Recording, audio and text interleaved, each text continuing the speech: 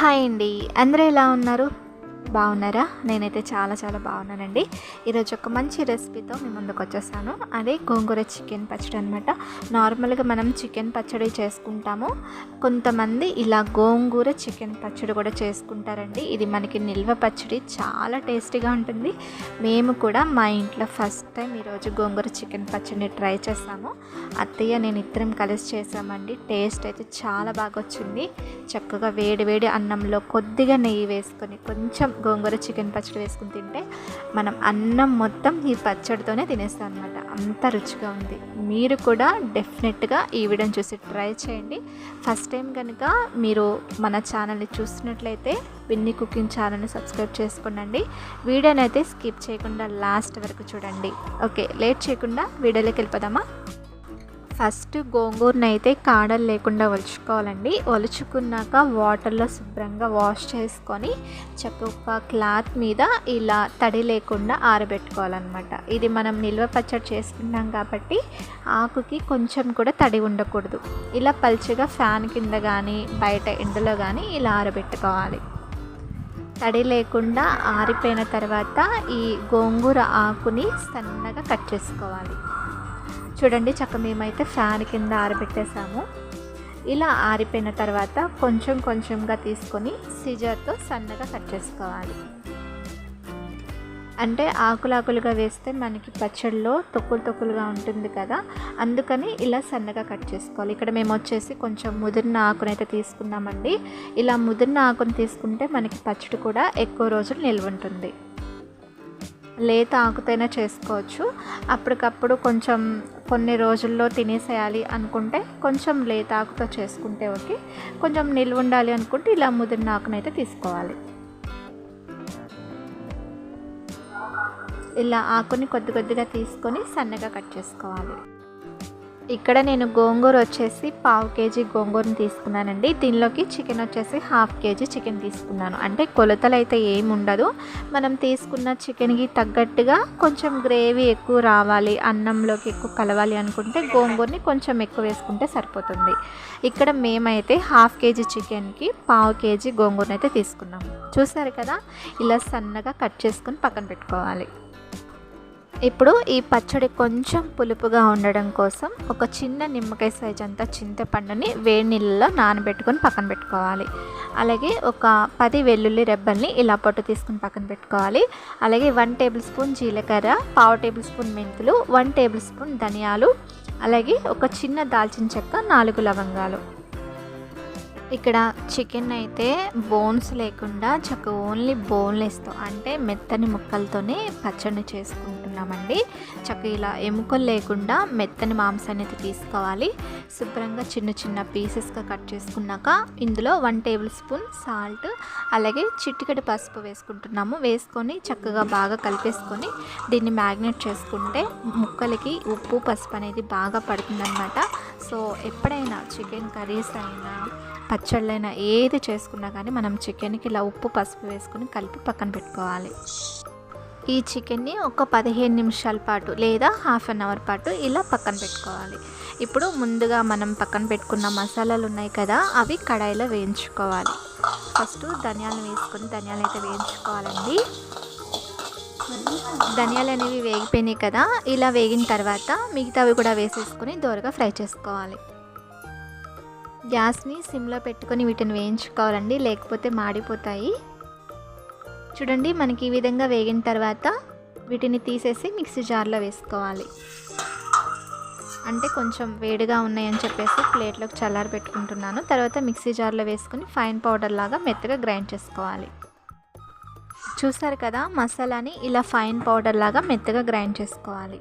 ఇలా గ్రైండ్ చేసుకుని పక్కన పెట్టుకొని మళ్ళీ కడాయి పెట్టుకొని ఇందులో గోంగూరని ఫ్రై చేసుకోవాలండి. దానికి సరిపడా ఆయిల్ని అయితే వేసుకోవాలి.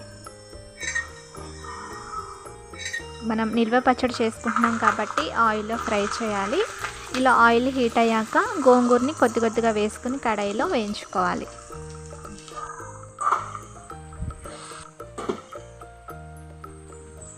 ఇలా గోంగూరని వేసిన తర్వాత మధ్యలో 2 వైపులా తిప్పుకుంటూ ఇలా గోంగూరని అయితే మగ్గించుకోవాలి.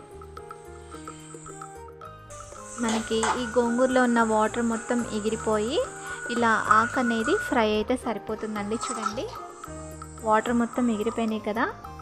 ఇలా అయిన తర్వాత ఒక ప్లేట్లోకి తీసుకొని పక్కన పెట్టుకోవాలి. లేత గోంగూర అయితే మెత్తగా ఉడికిపోతుందండి. ఇక్కడ మనం కొంచెం ముదిరిన ఆకుని తీసుకున్నాం కాబట్టి అలా ఉంది. సో తర్వాత మిక్సీ జార్లో వేసుకొని గ్రైండ్ చేసుకుందాము. ఇలా గోంగూర అంతటిని ఫ్రై చేసుకున్న తర్వాత అదే కడాయిలో ముందుగా నానబెట్టుకున్న చింతపండు ఉంది కదా, ఆ చింతపండుని కడాయిలో వేసుకోవాలి. వేసుకొని కొద్దిగా వాటర్ని పోసుకొని చక్కగా మెత్తగా ఉడికించుకోవాలి.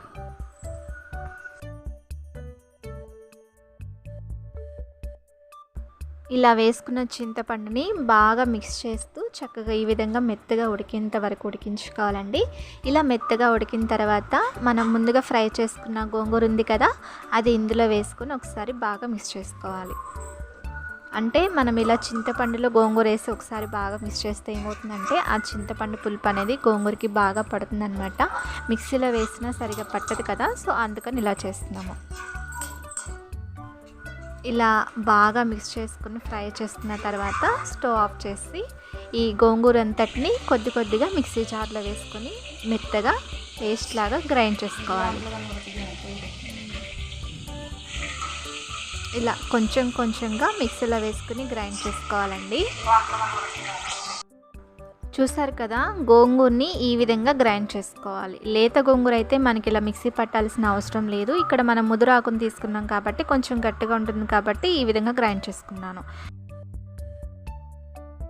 ఇప్పుడు మ్యాగ్నేట్ చేసుకున్న చికెన్ని ఫ్రై చేసుకోవాలండి. దానికోసం కడాయి పెట్టుకొని కడాయిలో చికెన్ని ఫ్రై చేసుకోవడానికి సరిపడా ఆయిల్ వేసుకోవాలి. ఆయిల్ అనేది బాగా హీట్ అయ్యాక ముందుగా మ్యాగ్నేట్ చేసుకున్న చికెన్ని ఆయిల్లో వేసుకొని చికెన్ని ఫ్రై చేసుకోవాలి.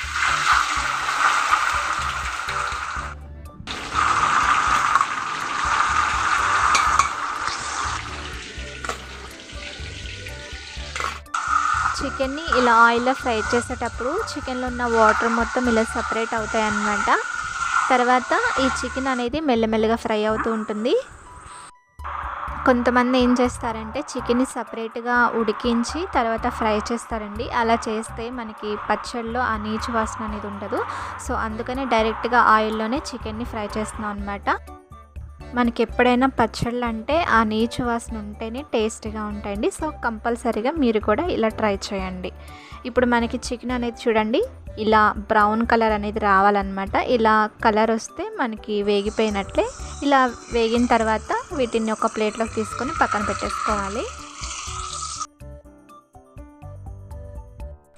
ఇంకా మిగిలిన చికెన్ కూడా ఆయిల్లో వేసుకొని ఫ్రై చేసుకోవాలి. ఇక్కడ మేము చికెన్ పచ్చడిలోకి నువ్వుల నూనె అయితే తీసుకున్నామండి. నువ్వుల నూనె చాలా టేస్టీగా ఉంటుంది. మీ దగ్గర అవైలబుల్గా ఉంటే నువ్వుల నూనెతో ట్రై చేయండి, లేదంటే పల్లి నూనెతో చేసుకోండి, చాలా బాగుంటుంది. ఇక్కడ చికెన్ రెడీ అయిపోయింది, గోంగూర కూడా రెడీ అయిపోయింది.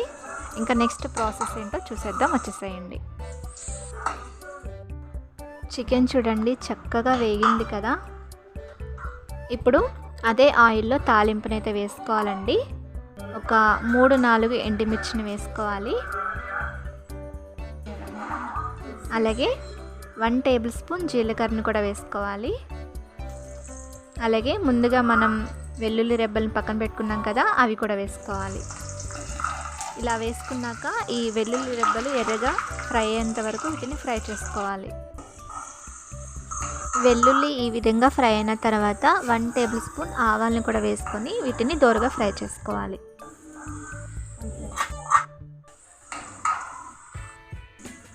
వీటిని ఫ్రై చేసుకునేటప్పుడు గ్యాస్ని సిమ్లోనే పెట్టుకోవాలండి.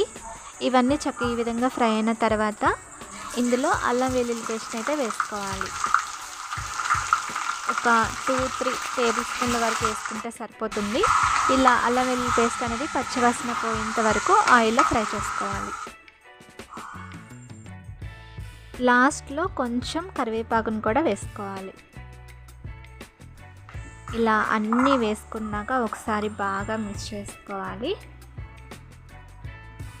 ఇప్పుడు మనం ముందుగా గ్రైండ్ చేసి పక్కన పెట్టుకున్న గోంగూర ఉంది కదా, అది కొంచెం ఇలా ఆయిల్లో తాలింపులో వేసుకోవాలి. వేసుకున్నాక టేస్ట్కి సరిపడా సాల్ట్ని అయితే వేసుకోవాలండి. వేసుకొని ఈ గోంగూర అంతటిని బాగా కలుపుకోవాలి. కలుపుకొని ఈ ఆయిల్ అనేది గోంగూరలో నుంచి సపరేట్ అయ్యేంత వరకు ఇలా బాగా మిక్స్ చేసుకుంటూ ఉండాలి. గ్యాస్ని అయితే హైలో మాత్రం అస్సలు పెట్టకండి, సిమ్లోనే పెట్టుకొని దీన్ని కలుపుకుంటూ ఉండాలండి. ఇలా బాగా కలుపుకున్న తర్వాత మన టేస్ట్కి సరిపడా కారాన్ని అయితే వేసుకోవాలి. అంటే మీరు తినగలిగిన దాన్ని బట్టి కారము ఉప్పు వేసుకోండి. అలాగే ముందుకు గ్రైండ్ చేసి పెట్టుకున్న మసాలా పౌడర్ ఉంది కదా, అది కూడా వేసుకోవాలి. ఇలా ఇవన్నీ వేసుకొని బాగా మిక్స్ చేసుకోవాలి. చక్కగా ఈ కారం, మసాలా, ఉప్పు ఇవన్నీ గోంగూరలో మిక్స్ అయ్యేంత వరకు బాగా కలుపుకోవాలి. అలాగే మనం ముందుగా వేయించి పెట్టుకున్న చికెన్ ఉంది కదా, అది కూడా వేసుకొని ఈ గోంగూర అంతటిని బాగా కలుపుకోవాలి. అంతేనండి, చూసారు కదా, చాలా సింపుల్ ప్రాసెస్ అన్నమాట. చక్కగా ఆ గోంగూరలో ఉన్న పులుపు ముక్కలకి పట్టి చాలా టేస్టీగా ఉంటుంది. మనకి ఆ రోజు తినడం కాకుండా ఒక 2-3 డేస్ తర్వాత తింటే మనకి అందులో ఉన్న పులుపు, ఆ మసాలాలు చికెన్ ముక్కలకి బాగా పట్టి చాలా టేస్టీగా ఉంటుంది.